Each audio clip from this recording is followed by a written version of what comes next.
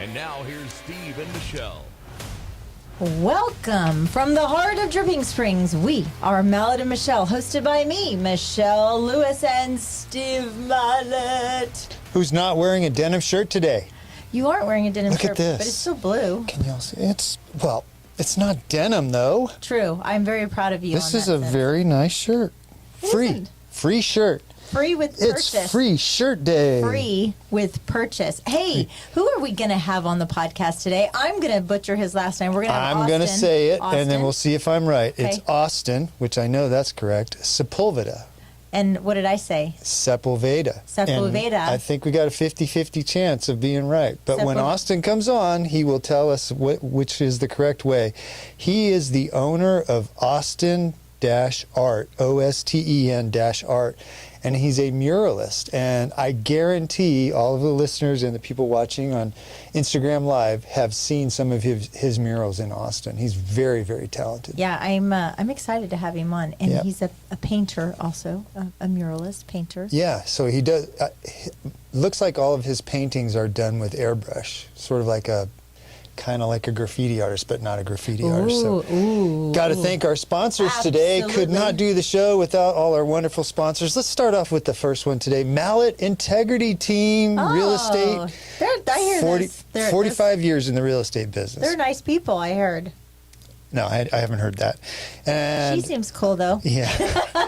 Nomic Power Solutions, backup power generation. Love those guys. Jovi Belterra.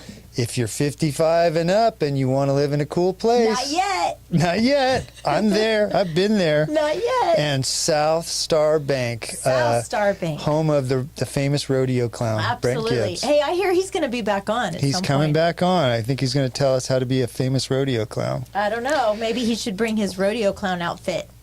Maybe he should. A little face paint. Remember I don't remember what episode it was. It was, I don't know, 30 or 40 episodes ago. We had Sarah Rose on from the library. Yes. And they were doing a big fundraiser called Unlocking Learning DS. Okay. And they had a goal to raise $100,000. And I just got an email from them this morning. They raised $112,000. So, yes, our library here in Dripping is going to be so cool. I can't wait to see it.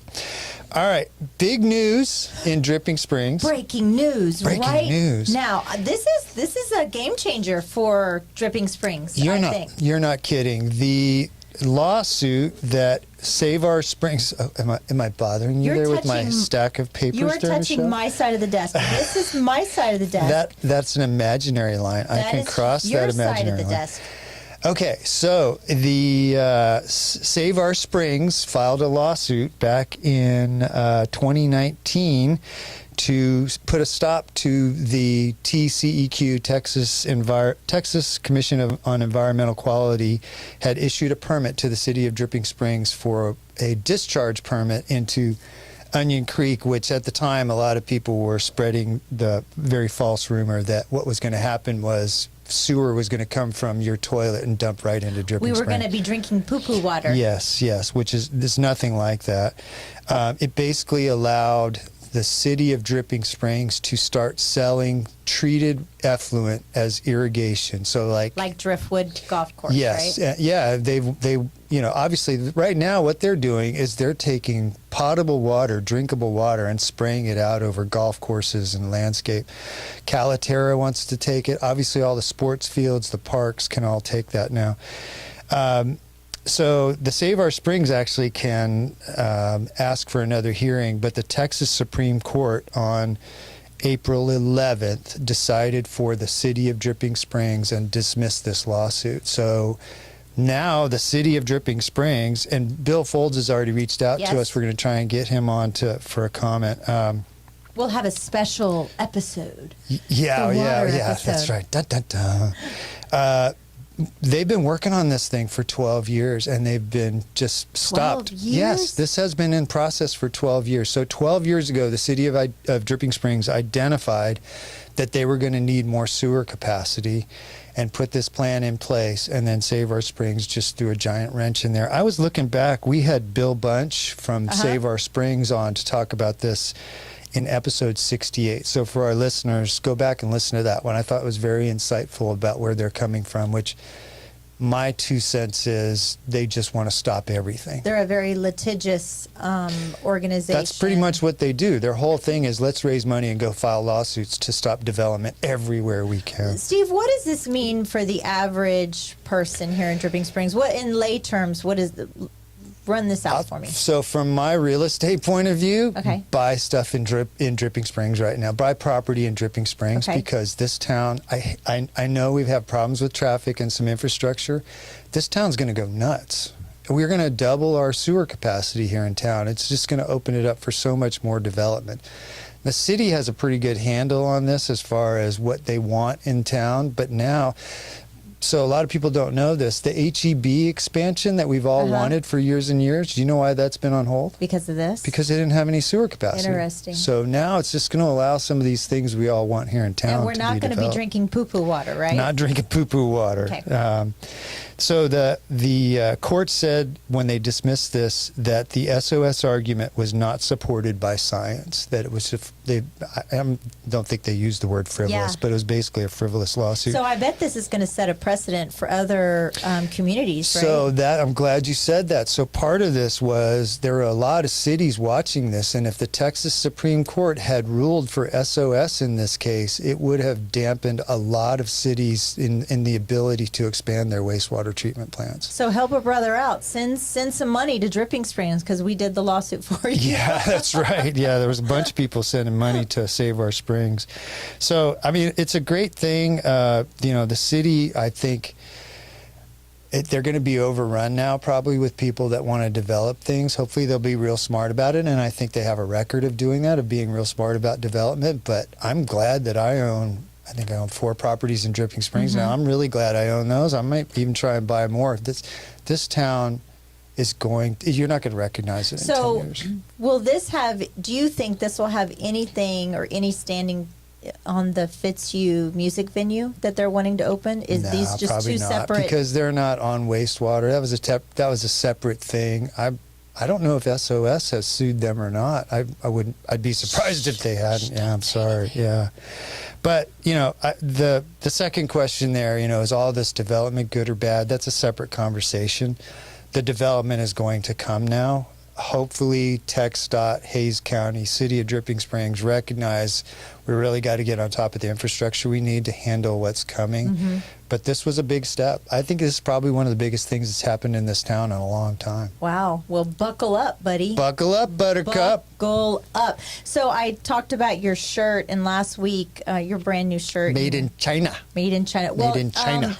Last week we were talking about a little bit about our tariffs. And do you think that everything that says "Made in America" is really made in America? I mean, are you trusting the labels in that sense? No, I do not. I wouldn't trust anything about right now.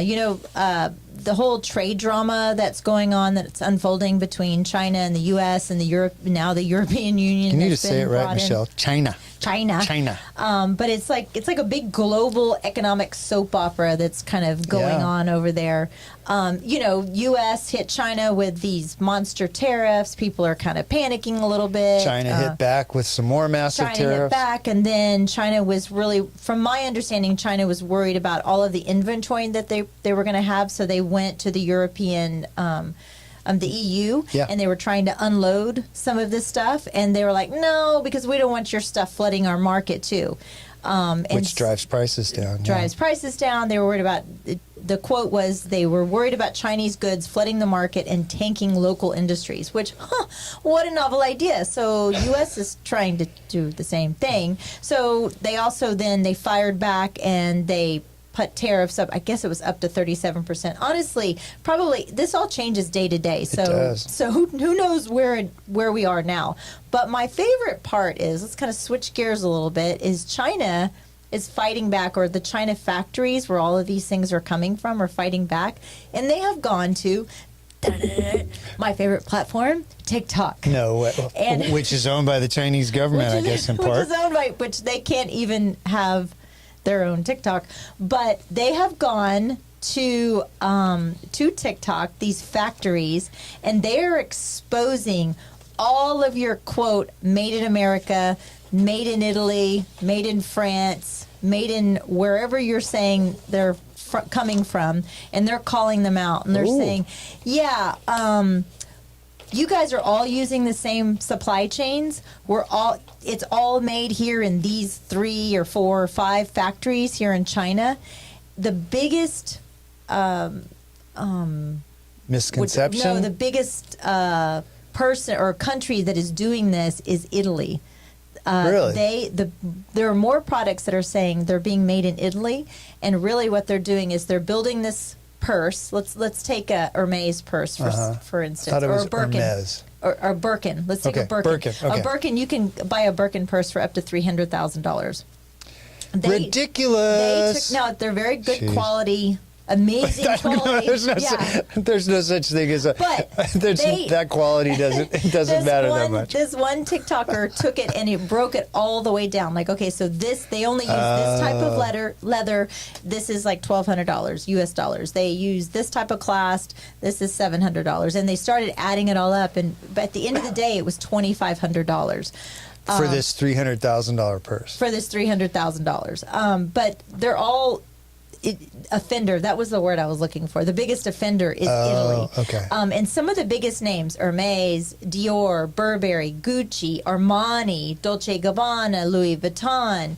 I mean, you just Hugo Boss. Hugo Boss, the list, because I don't know about Hugo Boss. I didn't see that one. But you're basically paying thousands and thousands of dollars. Now, there's also a site that I have used in the past. It's called DHgate. And have you ever heard of this? No. Okay, so DHgate is a Chinese website, shopping website that you go, and it literally is a cluster bleep. You have to go on, and there's like many different sellers. So let's say I wanted to buy a belt, and they cannot say it's a Dior belt. You go look for a belt that looks like it, and then you go look at the reviews, and you look who has the closest. What they are saying now is basically you were buying counterfeits, but now what they're saying is you were buying the real deal for $40. Yeah, it's counterfeit though. Why is it might be made? counterfeit? Well, it might be made it's exactly the same way, but it's not made by Dior. Who cares? Well, So I know. I agree. $4,000 or $40, right? So, but here's the thing: like a Ferrari. How much of a Ferrari car do you think is the image? Which is they spend hundreds of millions of dollars a year on Formula One racing. They sell merchandise across the world. So that has to be built into the product they sell. No, I don't care either. But if 80% of my Ferrari looks like a Ferrari and it says Kia on it, don't care. Well, you don't care, but there's a lot of people out there that if it's not really from Hermes or whatever, they don't want it. Well, they are saying now that 80% of all products, all consumer goods, are made in China. And the end product, they're slapping on the Dior brand or whatever. All the pieces are shipped from China to Italy and assembled in Italy? No, they're assembled in China. Really? And so they're exposing all of this. And I'm talking about not only purses or luxury goods, shoes, apparel, like Lululemon. Lululemon, a pair of leggings will cost you like $110, $120. I found this TikTok and it's going all over. I can buy them from China for $5 now. Of course, I have to buy 500 of them for $5, but I can buy them for $5. They're wanting these manufacturers. So these it's the factories same exact product without the Lululemon logo. Exact product, exactly. Furniture, same thing. They're also teaching you how to get around some of the tariffs. And one of the things that I was reading about the EU is that China was trying to ship their stuff to Europe, the European countries, because the tariffs weren't as high. They would cut a deal with them, and then America could buy from Europe, and that therefore cutting some of that tariff. And they didn't want to get in trouble. They didn't want to cause some kind of trade war, blah, blah, blah. But okay, so I listed like the Dior's and the Louis Vuittons and the bougie brands, right? But I'm gonna throw some brands out at you. Now, it doesn't mean the entire thing is made there, but You're asking the wrong guy, Michelle. Oh, but wait, LL Bean, Levi Strauss. Oh, these are all made in China? New Balance, Radio Oh, Flyer. I thought New Balance was made in the U.S. U.S. Major League Baseballs, Chevy Silverados, Ram 1500s. Brock's Candy. American Girl dolls. American Girl dolls are made in China. American flags. Chuck Taylor All-Star shoes. No way, made in China. Ray-Ban. These are just a little, yeah. Wow. So, in other words, in other news, I know China. They steal intellectual property. There's a big problem. One of the arguments I heard was, and this is the main reason why we should not trust China, because we are sending. Well, all of our apparently you got to be really careful about building something in China, because you send them your drawings, your diagrams for what you want built to the factory there. They instantly give them to somebody else so they can be copied. So it's really hard to keep, even if you have a patent on it, China does not care. And then you buy it on DHgate. Yes, for $4. For $4. Looks like a $4,000 belt. You go to Temu and you buy some butter. Yeah. Oh, you know what? One of the things that I saw also, which had the internet all up in arms. Okay, laundry pods. The internet was up in arms? Crazy. Oh my God, has that ever happened before? Do you use laundry pods or do you use liquid soap? We use pods. Okay, so how much do you pay for like a big thing of Tide? If you had to just guess, $20. $20. In China now, you can order them directly from the factory. 20 of those for $1. Get out of here. $1. Yeah, I'm sure that's really good for you. It's the same It's thing. the same. It's the same thing. Okay. It's the same. It's the same So, thing. in order for us to afford these $300,000 purses, we need to win the lottery, Michelle. I need to win. Do you ever even? I never do. And I always say I should play the lottery, but I never do. We only buy lottery tickets, I think, at Christmas time for stockings, but very rarely, like unless it's like really big. Yeah, stop playing with your butter. She's playing with her butter. I'm going to karate For those chop that are butter. listening on the podcast, she has this little cheap fake butter thing that's all squishy, and she keeps playing with it. So the people on Instagram Live can see it. Cut the butter. Yeah. I read about this, and at first I was kind of like, wow, that sounds illegal. There's a Texas lottery scandal. There's a guy this gambler, they call him the Joker, that has taken down the Texas lottery. And this all started in spring of 2023 when this guy, Bernard Marintelli. They don't call him Maurice? They don't call him Maurice, no. Sometimes they call him the Space Cowboy, though. Or the Gangster of Love. Oh, the Gangster of Love. That's him. That's pretty funny. This guy, Bernard Marintelli, reached out to a few contacts asking, how can we take down the Texas lottery? And his plan was to buy nearly every possible combination of numbers in the upcoming drawing of the lottery, which was $95 million. And they estimated, or they figured out, if they bought every possible combination, there's 25.8 million combinations, right? Okay, and $95 million. And $95 million, the tickets are how much each? $1. So 25.8 million tickets, $25 million. If you win the $95 million prize, you pocket $60 million. The only way it doesn't work out is if some other person guesses one of those combinations, because then you'd have to split it with them. So in that case, instead of getting 60 million, they'd get roughly 30 million. Wait, the math ain't mathing for me in my head. So it's 25. So it's $25 million to buy every possible ticket combination. Okay. The winning was $95 million. Oh, the winning was $95 million. Yes. But what about the taxes? Oh, well, you got to take the taxes out of that. Okay. But if you win $60 million and you send 20 to the IRS, you're still $40 million ahead. So this guy, Marintelli, worked out, there's a company now called lottery.com where you can buy tickets online, for your lottery tickets online. You don't have to go into a convenience store. And the way they make money is they get 5% of all of the ticket sales and of the winnings. So the only thing I did hear about a woman winning on that platform, and they weren't honoring her because she bought it on a platform. I haven't heard about that. I didn't see that in this story. So what they did was they reached out to lottery.com. Lottery.com mailed them terminals to print these tickets, because they had to print 25.8 million tickets. And I think they had 3 machines working 3 days in a row, 24/7, pumping out 100 tickets a second. Ooh. And you think about it, you can't just pop the 25 or almost 26 million tickets out and stack them on a table, because at some point when you win, you got to find the winning ticket, right? Oh, you yeah. imagine sifting Yeah, through. yeah. So they had to, as they were printing them, they had a whole group of people that were sorting them and filing them in boxes so that they could go find the winning ticket. It's actually pretty ingenious. So this whole thing was funded by this Tasmanian gambler. His name is Zeljko Renogovic, and this is the guy they know as the Joker.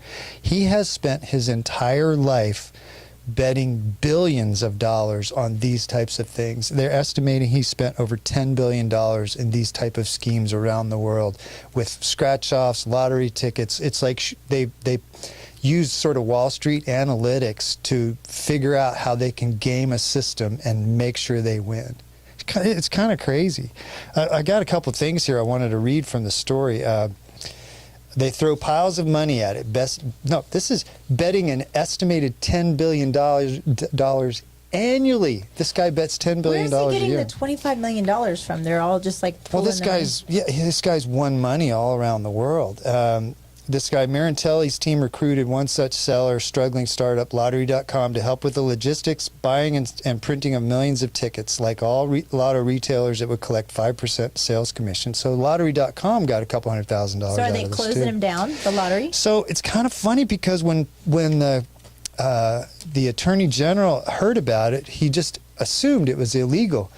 It's not illegal. It's not illegal on actually any level. You could totally do that. You could buy every ticket, every combination you want.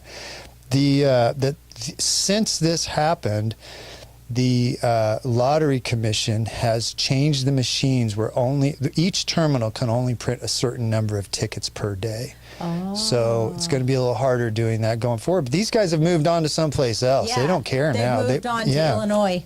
Yep. Governor Abbott this past February ordered the Texas Rangers to investigate, and he says the state's residents deserve a lottery that is fair and transparent for everyone. Turns out it's not illegal. But it's they interviewed this Maryland lottery director, John Martin, on a podcast in January, and he said, "How is this any different than an investment group buying stocks to gain an advantage over time in the marketplace? I don't know that it is. You can take a holier than thou attitude and say, well, it's not right, it's not fair, but it's not illegal, and it's probably not a bad business strategy." You know, it's funny. I feel like if I won the lottery, it would be completely by accident, and also I would have lost my ticket, or it would have expired. That's true, isn't it? Or it sat on my refrigerator for somebody a put it in your stocking, and you're like, I won, and then you never find your ticket. So. Yeah, that's how I'm going to win the lottery for sure. So we have Austin on, which I'm excited to interview him. But do you know who Banksy is? Have you ever heard of Banksy? I have heard of that, but I don't know. He's a pseudonymous, I said that. Wow. British street artist, and he's an activist, and he is also known for his satire works, and his works often are appearing in public spaces, streets, walls, bridges, sometimes or I wouldn't even say sometimes, the majority of the time, out of nowhere. Like, I read a story about a British woman. She got a call from her tenant and says, somebody graffitied on the side of the apartment, and the landlord went out there, and sure enough, it was a Banksy, and so they were trying to figure out how to preserve it. It was a woman.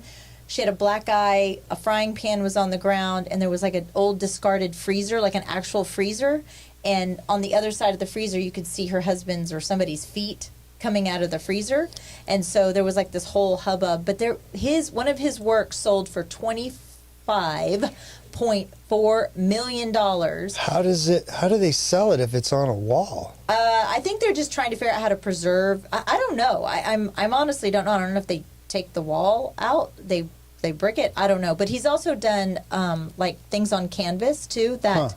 That one I just mentioned, the 25.4, Love is in the Bin. It is a child. Oh wait, is that the one? I'm looking at his website, and actually, it's not. Did you see the one with the child with the heart balloon? When that went to auction, and then as soon as the auction closed, the painting started shredding. I did see that. I'm going to show this to our let's see if people that on YouTube. Yeah, that's the Love is in the Bin. Can you see it on the camera? Yeah, I can see it. So, in the spirit of that, I thought I would talk about, not that we have a little Banksy here in Austin, but I would like to talk about maybe some we of the, do. He's very talented. Well, but I would like to talk about some of the murals that we have around town. So we talked about before the "I Love You So Much" at Joe's Coffee House on Well, Congress. that's got to be one of the most photographed things. Oh, you would think so. And the Oh wait, I'm coming to that one. sorry. Coming to that one. But we talked about it, how it was kind of a note to her partner. She was having a bad day, and it's been graffitied over, and they've painted it. Then we also have the Greetings from Austin. That one is on 1721st Street, and it shows Austin's landmarks, the state capitol, the Congress Bridge, the Austin skyline, and that one's inspired by a vintage postcard, which is really cool. So people get your pictures taken by that. Have you seen the Willie for President? I got my picture taken. I have not seen that. Is it on 3rd Street? That one is 1200. I think it says South 11th Street, and it's a nod to Willie Nelson's activism and his deep Austin roots. That one's really, really cool. I think Kendall, one of her senior pictures, was in front of that one. And then we have the Hi. How are you? That is Jeremiah the Bullfrog. It's at the UT campus. It's 21st Street and Guadalupe. And again, his name is Jeremiah. Yeah, I took Tyler over there. We took pictures there one day. It's so simple, but it's so cool. When it was first built, it was actually one of the first murals that went up, and it symbolizes mental health awareness here in Austin. Okay. And then we also have the Texas mural, which is 1501 6th Street. That's kind of right around Rainey Street. And it has state flags, longhorns, blue bonnets, and it's a tribute to the Texas's rich history and culture. But I'm looking forward to seeing where some of Austin's murals are up and around Austin. And, we have our own little down here in Dripping Springs, which is kind of off Mercer. It's not really a mural. It's just like this Texas flag that's painted. Old Texas flag. And with the AC unit that kind of comes right out We of did it. team pictures there like 10 years ago, yeah. I think it's really cool, but I iconic. love to be able to see someone's talent like that. When you go to Nashville, those are all over also. You know what we should do? I think we should maybe, when we talk to Austin, maybe we should try and do a fundraiser to have a mural done, a special mural done in Dripping Springs, to celebrate our cool little town. That sounds really good. Well, we also have the stars that are down there also, which are really the stars amazing. are gorgeous, yeah. And they're going to have a second installation here in a couple of months at some of the businesses okay. also. So I think some of the businesses are going to highlight those. But well, I'm very excited. Austin Sepulveda, we'll find out here in a second, but I looked at his website. It's osten-art.com, and he's very talented. Yeah. So let's take a little break and get Austin in here. Sit tight. We'll be right back. Thank you, everybody. Was that not smooth?